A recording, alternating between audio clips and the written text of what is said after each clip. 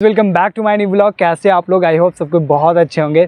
और गाइज आज बहुत ज़्यादा एक्साइटेड हूँ क्योंकि फाइनली मैं दिल्ली में शिफ्ट हो गया हूँ। ये कहानियाँ थी, मैं बहुत ही दिलों से बताना चाहता था आपको, लेकिन काफ़ी टाइम लग गया कुछ व्लॉग बनाने में, कुछ चीज़ें बताने में। पुराने शहर से एक नए शहर में शिफ्ट करते हो जहाँ आप पहले से रहते थे, और उसके बाद किसी ऐसे शहर में शिफ्ट करते हो जिसके बारे में आप कुछ नहीं जानते हो। वहाँ रूम खोजना, फ्लैट खोजना या फिर वहाँ सर्वाइव करना, हाउ मच डिफ़िकल्ट यार, मैं इस चीज़ को रियलाइज़ कर सकता हूँ बिकॉज़ मैं उन्हीं सारे परेशानियों से अभी जूझ रहा हूँ। आज के व्लॉग में सिर्फ हम यही बातें करने वाले हैं कि मैं दिल्ली किस तरीके से शिफ्ट हुआ, मुझे किस तरीके से रूम मिला, मैंने किस तरीके से अपना रूम फाइंड किया, अपना फ्लैट फाइंड किया, और क्या प्रोसीजर होता है रूम फाइंड करने का। एंड अगर आप भी चाहते हो रूम खोजना तो आप किस तरीके से रूम खोज सकते हो, किस तरीके से आप इस पूरे एक नए शहर में सर्वाइव कर सकते हो, आप किस तरीके से दिल्ली में फ्लैट खोज सकते हो। मेरी जो कहानी है कि यार जब मैं पटना से यहाँ पहली दफ़ा आया था तो मुझे लग रहा था कि यार बहुत ही आसान होगा रूम खोजना, बहुत ही आसान होगा एक नए शहर में रहना, एक नए शहर में नए लोगों के बीच में जहाँ आपको कोई नहीं जानता हो। ऐसे शहर में रहना कोई बहुत बड़ी बात नहीं है, बट स्टिल जब मैं पहली दफ़ा यहाँ आया तो मुझे लगा नहीं यार, यहाँ बहुत अकेले होते हैं हम, यहाँ कोई अपनी मदद करने वाला नहीं होता है। जब हम एक शहर में शिफ्ट होते हैं तो सबसे बड़ी जो प्रॉब्लम आती है कि यार हम रहेंगे कहाँ पर, हमारे रहने का सबसे बड़ा प्रॉब्लम होता है। सबसे पहले जो है ना, मैंने डिसाइड किया कि यार मेरा एरिया कौन सा हो सकता है। तो मैंने सबसे पहले अपना एरिया डिसाइड किया। मेरा एरिया जामिया नगर बटला, हाँ वही जामिया नगर जहाँ पर जॉन इब्राहिम सर का मूवी बना था, ठीक है, बटला हाउस। तो उसी बटला हाउस में जो है ना, मैंने फिर अपना फ्लैट खोजना स्टार्ट किया। तो खोजने के 3 प्रोसेस मुझे फाइनली दिखने लग रहे थे। पहला प्रोसेस ये था कि यार सबसे पहले तो मैं अपना एरिया डिसाइड कर लूँ कि मैं दिल्ली में रहने वाला कहाँ हूँ। दूसरा ये था कि यार मैं अपने फैमिली मेम्बर से, यानी मेरे जितने भी फैमिली मेम्बर हैं, मेरे फ्रेंड्स हैं या फिर मेरी जितनी भी सर्कल है, उन सारे लोगों से बात करूं कि यार मुझे रूम कैसे मिल सकता है, मुझे फ्लैट कैसे मिल सकता है, मुझे पीजी कैसे मिल सकता है। सेकेंड जो मेरा प्रोसेस था कि दिल्ली वगैरह या फिर जितनी भी बड़ी बड़ी आप सिटी में जाओगे तो वहाँ जो है ना ब्रोकर का बात होता है, जो कि आपको रूम दिलाते हैं और आपके पहले मंथ का, मान लो आप 10,000 की फ्लैट लेते हो तो उसमें 5,000 वो लेंगे और 10,000 आप रूम ऑनर को देंगे, यानी 50% आपको ब्रोकर को देना होता है। तो ये प्रोसेस था मेरे पास मेनली 3 प्रोसेस था, और एक प्रोसेस था इंटरनेट का। हम 4 प्रोसेस से मेनली गुजर रहे थे, लेकिन इंटरनेट वाला प्रोसेस मुझे बहुत ही डर लग रहा था। मैं जब इंटरनेट पर सर्च मारता तो यहाँ कोई भी ऑप्शन मुझे नहीं दिखता। ये जितने भी फ्लैट दिखाते, जितने भी ब्रोकर वगैरह जो भी चीज़ें दिखाते, वो एकदम अनएथिकल होता। वो अगर हमें वो दिखाते भी ना 10,000, 20,000, 40,000, 50,000 के फ्लैट, जो हमारे स्टूडेंट के हिसाब से या फिर एक मिडिल क्लास फैमिली के हिसाब से अफोर्डेबल नहीं होता है।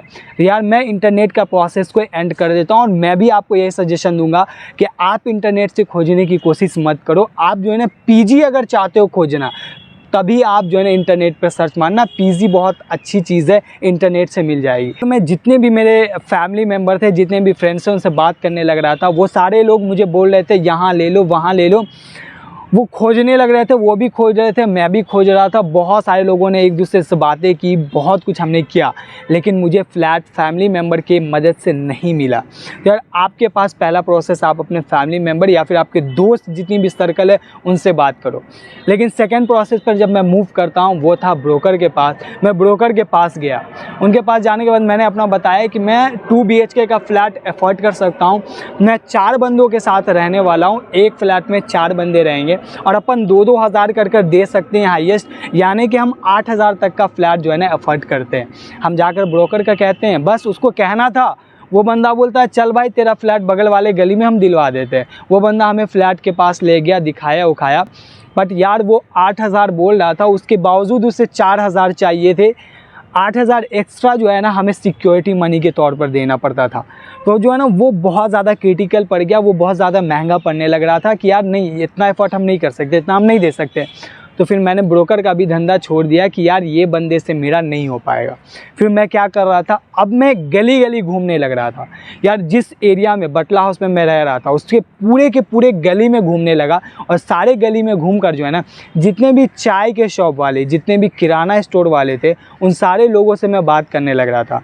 मैं उनसे बात किया कि यार मुझे फ़्लैट लेना है, मुझे यहाँ कोई ऑप्शन नहीं ले, अगर आपके नज़र में कोई फ़्लैट है तो आप बताओ। तो उन्होंने बहुत सारी फ़्लैट बताई। ऑफ कोर्स ये सबसे अच्छा ऑप्शन मुझे लगा कि अगर आपके पास टाइम है तो इस प्रोसेस को फॉलो करो, खुद से जाकर खोजने का। एंड सेकेंड वाला, आप अपने फैमिली मेम्बर या फिर दोस्तों से बात करो। लेकिन अगर ये दोनों प्रोसेस आपके पास नहीं है तब आप जाकर जो है ना एक ब्रोकर से बात करो, बिकॉज़ यहाँ की जितनी भी फ्लैटें हैं वो सारी की सारी जो है ना ब्रोकर से बिकी हुई रहती है। वो उनमें से कुछ कमीशन लेते हैं और रूम ऑनर को एकदम एग्जैक्ट टाइम पर जो है ना उनका एक पूरा का पूरा रूम फ्लैट भर जाता है। उन्हें भी फ़ायदा है, इन्हें भी फ़ायदा है। तो अब इन सारे झमेलों में मुझे बहुत ज़्यादा टाइम लग गया, 1 महीने का टाइम लग गया। और अब मैं बताने वाला हूँ आपको कि यार रूम जब आपने खोज लिया है तो टोटल आपका बजट कितना पड़ने वाला है इस पूरा दिल्ली में रहने के लिए। दिल्ली में रहने में एक्चुअल में कितना पैसा लगता है और कितना हमारे पास एग्जैक्ट शिफ्टिंग के टाइम में होना चाहिए। 8,000 से 10,000 तक का एक मीडियम रेंज का जो है ना फ्लैट मिल जाता है, जिसमें बिजली बिल आपको देना होता है। यहाँ बिजली बिल में 200 वाट बिजली बिल आपको फ्री मिलता है और बाकी जो बिजली बिल है ना वो आपको खुद देना पड़ता है, ठीक है। बाकी अगर 200 वाट से ज़्यादा अगर आप खर्च करोगे, कंज्यूम करोगे तो आपको खुद देना पड़ेगा। लेकिन उसके अलावा 200 तक आपका फ्री होता है। तो हाईएस्ट आपका बिजली बिल 1,000 जाएगा, उससे ज़्यादा बिल्कुल भी नहीं जाएगा।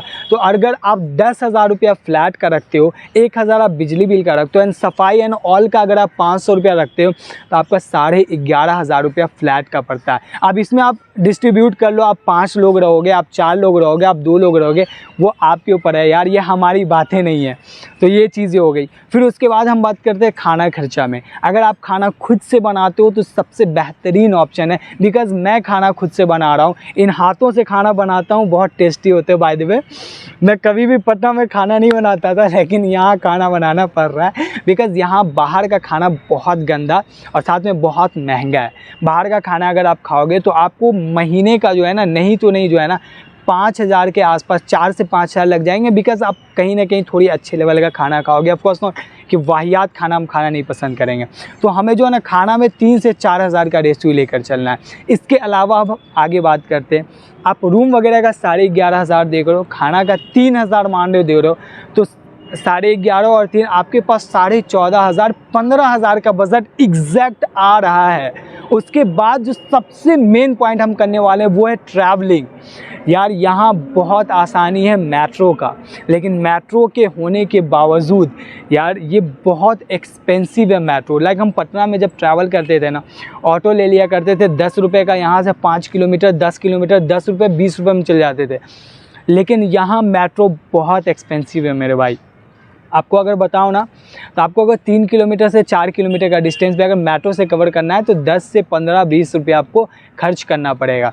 लेकिन मेनली यहाँ लोग मेट्रो का ही ट्रैवल करते हैं। लेकिन आपको अगर प्रेफरेंस लगता है तो आप बस से ज़्यादा ट्रैवल करना। उसके लिए कुछ एप्लीकेशन वगैरह है जिसका कि मैंने लिंक डिस्क्रिप्शन में दे रखा है। आप वहाँ से जाकर जो है ना आप उस एप्लीकेशन को डाउनलोड कर लोगे और उससे आपकी जो है ना जो भी एकोमोडेशन वगैरह होगी वो सारे संभाल लोगे। लेकिन हाँ इतना है, अगर आप जॉब पर्पज़ से आ रहे हो, पढ़ने के पर्पज़ से आ रहे हो, तो आपको इतना बताता चलूँ कि यार यहाँ का जो है ना एकोमोडेशन जो है, जितना भी ट्रैवलिंग है, जितना भी चीज़ें, ये बहुत ज़्यादा महंगी है। तो इस चीज़ को आपको सर्वाइव करना है। तो अगर ऑल सारी चीज़ें मिलाकर हम बात करें तो वो ये है कि यार हमारा जो महीने का खर्च पड़ने वाला है वो पड़ने वाला है 15,000 से 16,000, यानी 15 से 16,000 पड़ने वाला है, जिसमें रूम रेंट ही 11,000 आता है। तो 11,000 रूम रेंट को आप अपने हिसाब से बांट लो 4-5 लोगों में। खाना वाना बनाओगे, 2-4 लोग रहोगे तो और भी कम पड़ जाएंगे। 15,000 में बहुत ही सूटेबल है। एंड यार मेरा सफ़र थोड़ा नॉर्मल रहा, बिकॉज़ मैं अभी यहाँ शिफ्ट हुआ, मैं कुछ भी नहीं जानता हूँ, मुझे मज़ा नहीं आ रहा है दिल्ली में जो रियलिटी है। हाँ लेकिन धीरे धीरे अच्छा लगने लगेगा। नया शहर है, नई पढ़ाई, नई चीज़ें हैं। बाय द वे अगर व्लॉग पूरा देखा है तो प्लीज़ यार चैनल को सब्सक्राइब कर देना, बिकॉज़ चैनल का रेड बटन जो है ना ये बहुत इंपॉर्टेंट रखता है सबके लिए, मेरे लिए भी, आपके लिए। चलो फिर इसी के साथ अपना व्लॉग बंद करते हैं। जब तक के लिए thank you so much and bye bye.